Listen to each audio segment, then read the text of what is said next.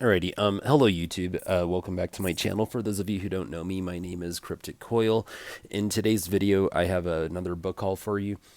This one was actually pretty interesting because I was watching the Bookubus's channel not too long ago, and I was kind of binging some of her book hauls, and she talked about, and she lives in the UK, and she was talking about this one thrift store where you go in there and you just fill up a bag of books and you walk out, and you just pay $5 for the bag that you filled up.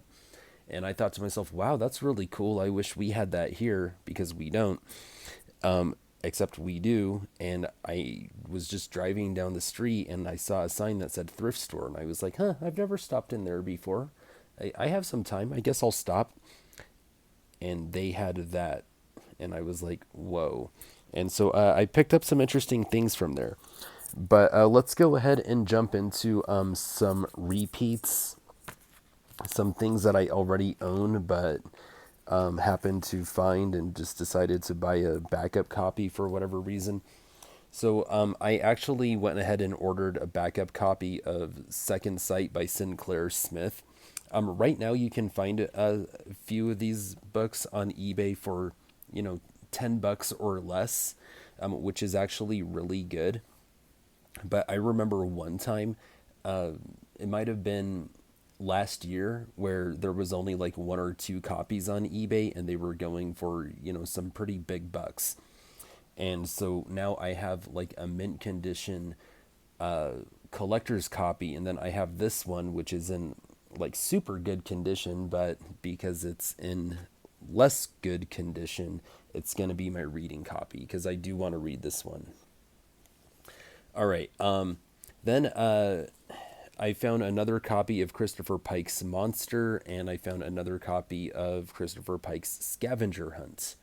Let me tell you something about Scavenger Hunt. So when I first started doing book hauls on this channel, I was in another state, visiting some relatives, and I went to a half price books and I bought a bunch of Christopher Pike books while I was there. One of which was a copy of Scavenger Hunt, and it was not in good condition. I mean, it was on the verge of falling apart at the spine.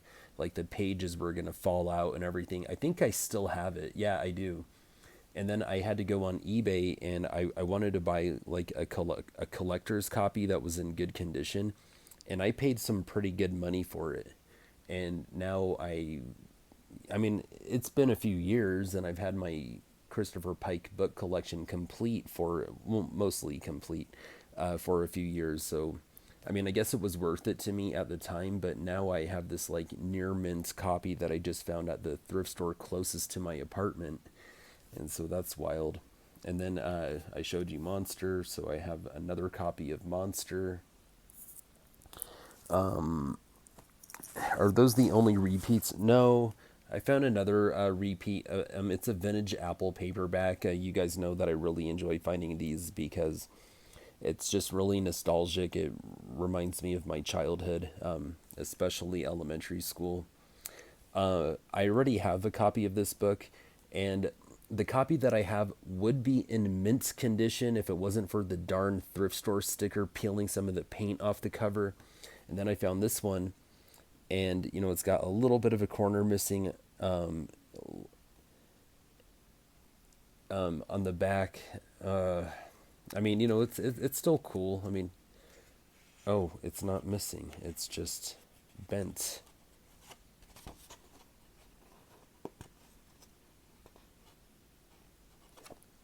It's still unfortunate, but I mean, I guess all things considered, it's not that bad. But yeah, it's a Virginia Hamilton. It's called Cousins.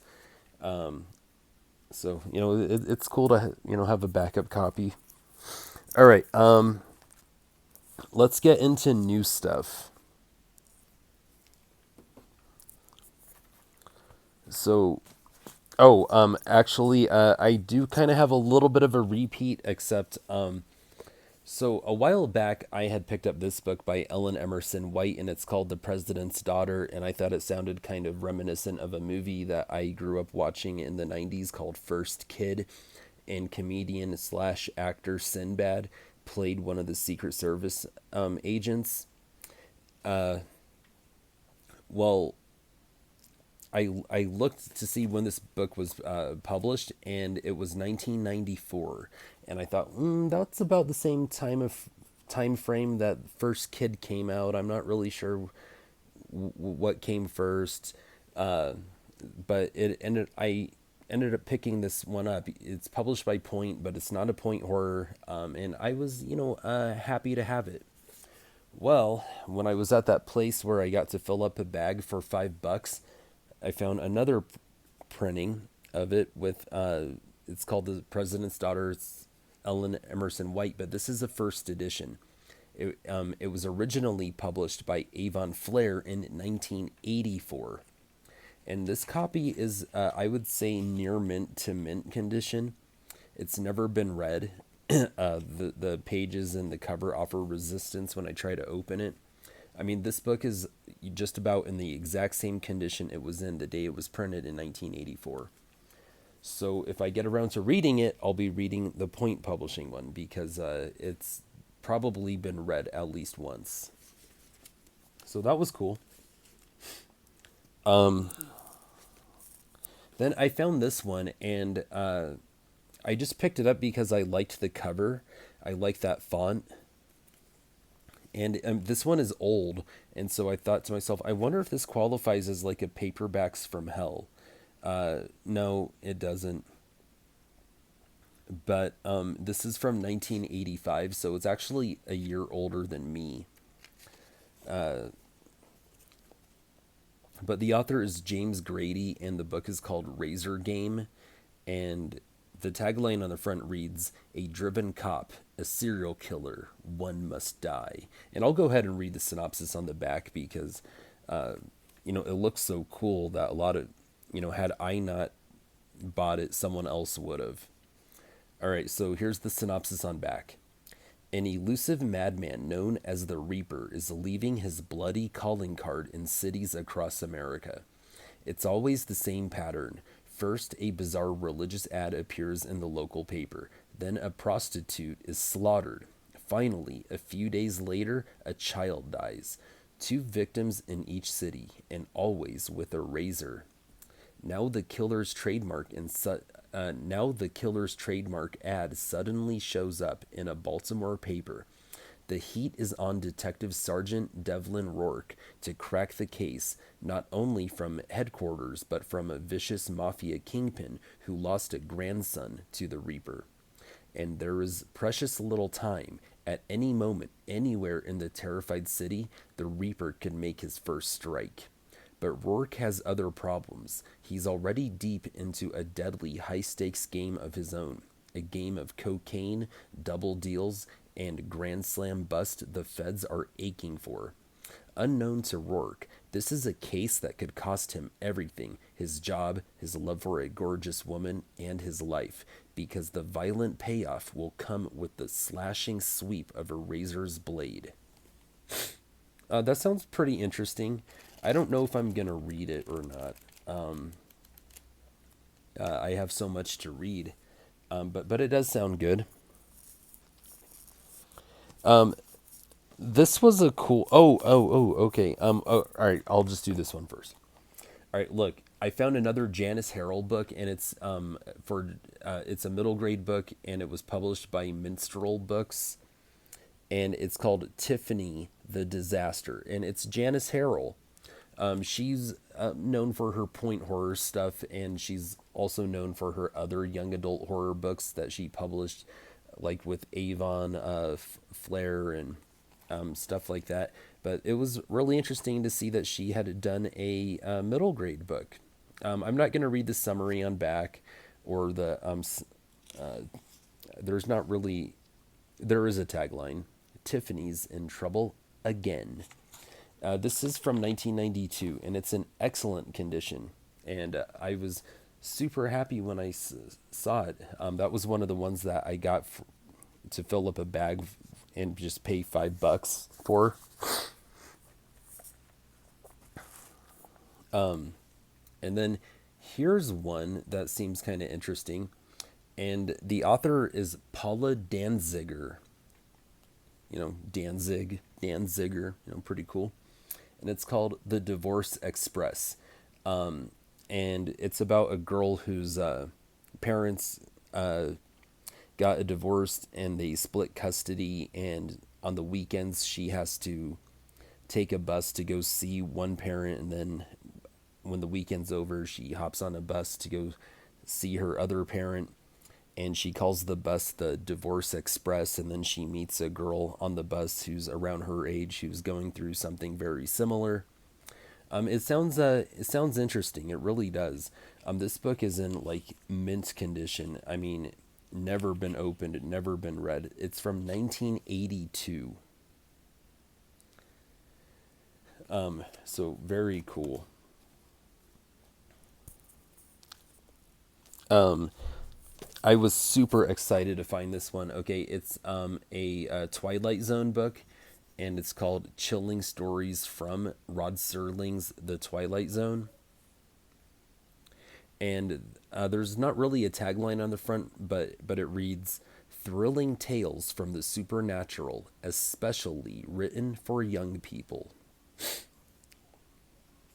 And this thing is in excellent condition. The spine is good on this book.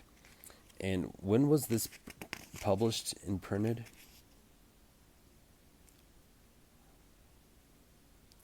I guess it was the publisher is Tempo Books, and the first edition was printed in 1965, which is older than either one of my parents.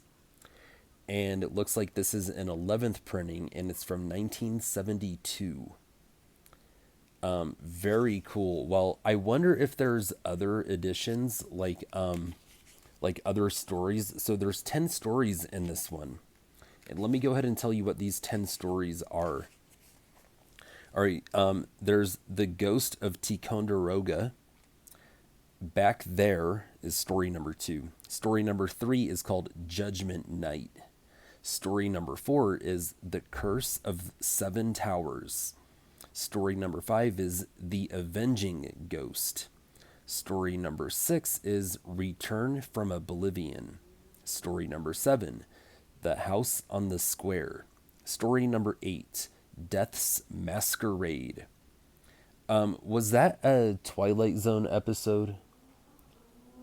Because the Twilight Zone is my favorite TV show of all time, and I've seen every episode. I don't remember all of them, but I remember a lot of them. Death's Masquerade, is that the one where they went to a party and they wore costumes and then they turned into like what their costumes actually were? All right, story number 9, The Riddle of the Crypt.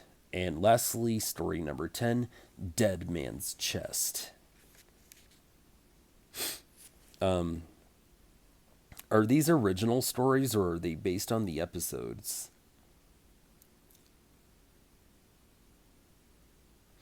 Okay, all right. Let's read the synopsis on back, okay?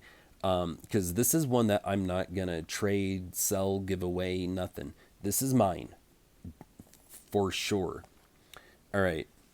For Open the book, read the pages, and enter the Twilight Zone if you dare. For here in the half world, reality is suspended, and what has happened, what will happen, what might happen are mingled, blended, and become more real than the facts of history or science. Your own imagination tells you that the occult and the inexplicable do exist. Logic says that bizarre and fantastic events such as these could not happen, but they might.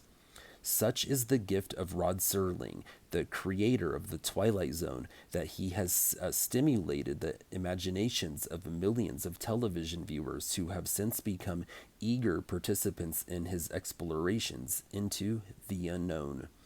Now, the Twilight Zone is explored again in a collection of stories as new and fresh as tomorrow, as ancient as the great myths.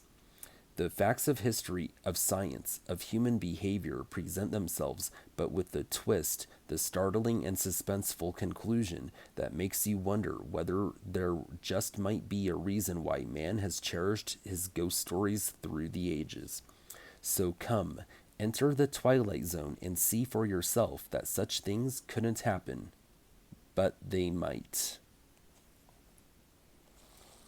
Yeah, I mean, if there's other editions out there, I'd like to get my hands on those because, like, if you want to, enjoy a short story or, a one episode show, you can't do any better than the Twilight Zone. So, I mean, all these other short story books that I got lying around here, I guarantee you that the stories in here blow most of those other ones away. I guarantee it. Just because the show was so good that, and the stories were so well told, like, the stories in here have to be good. Like, I just know it. All right. All right, here's an interesting one. I wonder if this counts as a paperback from hell. The author is Phyllis A. Whitney, and the title is Silver Hill. And look at this cover. I mean, you have this like beautiful castle or chateau, which is the same thing. I don't know. I mean, it is the same thing. That's how you say castle in French. But nevertheless, you have this, beautiful woman, and she's standing in front of the trees. I'm guessing that the white background is supposed to represent snow, especially since there are no leaves on the trees. The tagline reads, "She came alone to the gray ghost of a house, a place of strange beauty filled with hate and haunted by evil." And the synopsis on the back reads, "From the day Melinda Rice first comes to Silver Hill, her hope turns to fear. Silver Hill had been her mother's home, but those who are now bound to it lock doors against her and threaten her. Melinda chooses not to run, for she has come to find the truth that might set her free from a frightening past. But the beauty of Silver Hill's setting hides more than one family's secrets, and Melinda must fight for both her sanity and her life before she discovers the full horrifying truth about the past evil and present terrors of Silver Hill." That sounds really, really good. This book is still in really good condition, and it looks like it's from 1967. Again, older than my parents. And it looks like Phyllis A. Whitney has a number of other books. I don't know. I mean, it sounds pretty cool. All right. Then I found this one, and this was a cool find. It's definitely got some like S.E. Hinton outsider vibes. The author is Michael French, and the title of the book is Us Against Them. And this is a Bantam book publishing. Unfortunately, some of the cover has been, torn off, cut off. I'm not sure. But other than that, like, I don't think it's ever been read. The spine is like perfectly healthy. I don't think it's ever been opened before, except for when the author, Michael French, autographed it to the Garfield kids with all best wishes, Michael French. Interesting.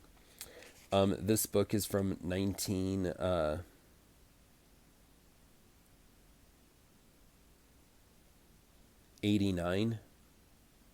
Looks like there's a hardcover edition that was published and printed in 1987, though. But yeah, I mean, it's just looks and sounds like it's similar to S.E. Hinton's The Outsiders. Cool looking cover. It's a shame that some of it's been torn or cut off. Let's see. Here's a really interesting one by Gordon Corman. This is a point fiction book. It's not horror. It's called Don't Care High. And you have this dude who's on his teacher's desk, and he's giving me some like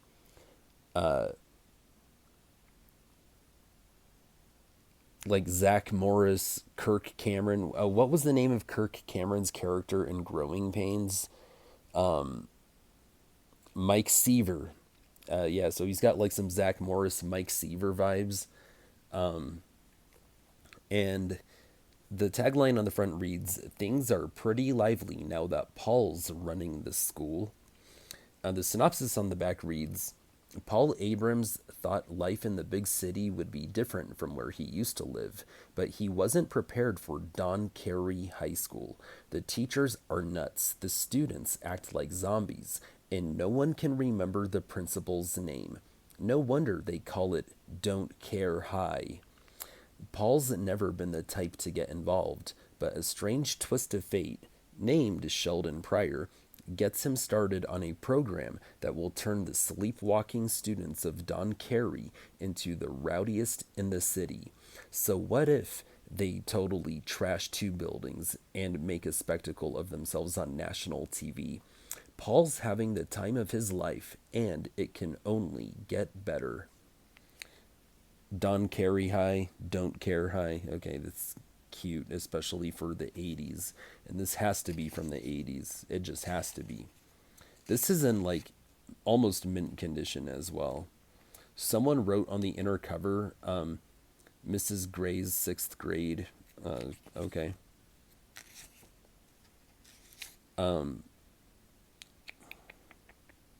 1985.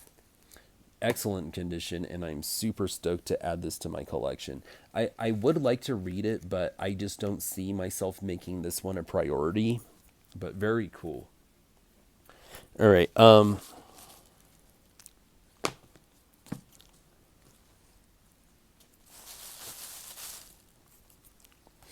This one seems interesting. Okay, and it's called "What My Sister Remembers" by Marilyn Sachs. And the cover is pretty eerie, and this is a Scholastic paperback, so I think it's middle grade. But the tagline on the front reads, "Some secrets are too painful to keep to yourself." All right, and let's read the synopsis on back because this sounds wild, especially for a middle grade book. Everything is wrong. It's been 8 years since Molly has seen her older sister Beth. The girls were adopted by different families when their parents were killed in a car crash. Now Beth is coming for a visit, and Molly is so excited she can hardly wait to see what her long lost sister is like. But Molly's excitement soon turns to fear. Beth is mysteriously rude to Molly's adoptive mother and hostile to Molly herself. Beth claims to have a secret memory about their past, and the mean, faraway look on her face makes Molly sure that she doesn't want to know what it is. All right, that sounds very good, very interesting, and it's from 1994. This book has definitely seen better days, but I'm not surprised because it used to be owned by a public school library.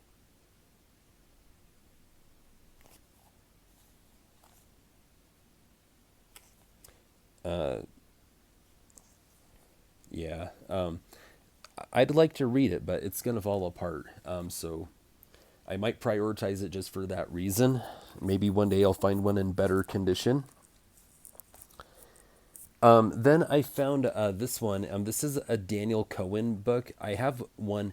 I guess he was this author that used to write a lot of like ghost story compilation books, and I already have one from him, and it was printed by Apple Scholastic. But this one is a minstrel book, and it's called Ghostly Terrors, and it has a great looking cover. I found two books from him the other day, and unfortunately, I can't find the other one. This is the only one that I could find. But yeah, yeah, that's pretty cool. I'll just read what stories are in here. This book is from 1990, and there's 13 stories, and they're called, one is The Passenger in Black, two, Buried Alive, three, The Missing Corpse, four, Three in a Bed. It's interesting. Five, The Hooded Figure. Six, The Haunted Submarine. Seven, Ghostly Warnings. Eight, The Handprints on the Wall. Nine, The Murderer's Skull. 10, The Gentleman from America. 11, The Dreadful Secret. 12. Why did he come back? 13. I'm going home. I don't have it, on me. I don't want to get up and go find it. But the other one is like True Ghost Stories, which I kind of hate. But if I just ignore the true parts and just accept it as a work of fiction, then I can digest it better. I don't believe in ghosts. I don't really believe in the supernatural or anything, and I just get so mad when they try to like tell me that, oh, this is true, because I know it's not. So, well, okay, I don't know it's not, but I'm pretty sure it's not. I'd be willing to bet all of my money that it's not. Okay. And the last book that I want to show you is a adult book by John Saul, and it's called Second Child. Now, I think this is the third or the fourth John Saul book that I own. I haven't read any of them, but the Bookubus said that she did, and she actually enjoyed the book that she did read, but she didn't tell us what it was. I heard her mention it like twice, like in two different book haul videos, and I'm like, well, what book was it? And so I saw this one and I read the back and it just sounded really good. So I went ahead and picked it up. So let me show you the cover one more time. It's published by Bantam Books, and it's from the year 1991. And here's the synopsis on back. A lush, secluded Maine seaside resort, summer playground of the super rich. 100 years ago, something disturbed their play. Horror came to this village, and though no one knows it yet, the horror has never left. It waits for a shy young girl, outcast by her friends, by her beautiful half-sister, even by her own mother. She knows how it feels to be unwanted, angry. Soon she will know the touch of unholy terror and the rage of blood-drenched vengeance. Beware. Beware the second child.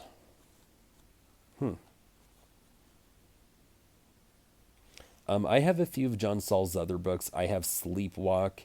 I live in the state of New Mexico, and because one of his books takes place in New Mexico, that's what compelled me to buy it. So when I do get around to reading his books, that's probably the one I'm going to read first. And then I think I have the Hellfire. Yeah, I have Hellfire. So I think this is my third, maybe fourth John Saul book. I haven't read it. I need to. All right. Well, that wraps up today's book haul. I enjoyed it, and I'm glad that I got to find another cool thrift store where I can get books super cheap. And some of those young adult books that I showed you is where, like the Don't Care High one, even the like What My Sister Remembered, which was middle grade, like some of those books I got from that thrift store. I just got to fill up a plastic grocery bag with books and buy it for $5. I mean, that was so cool, such a good price. But yeah, I was excited about this one. But thank you guys for watching. I'll let you go. Have a great rest of your weekend. Horns up and peace out.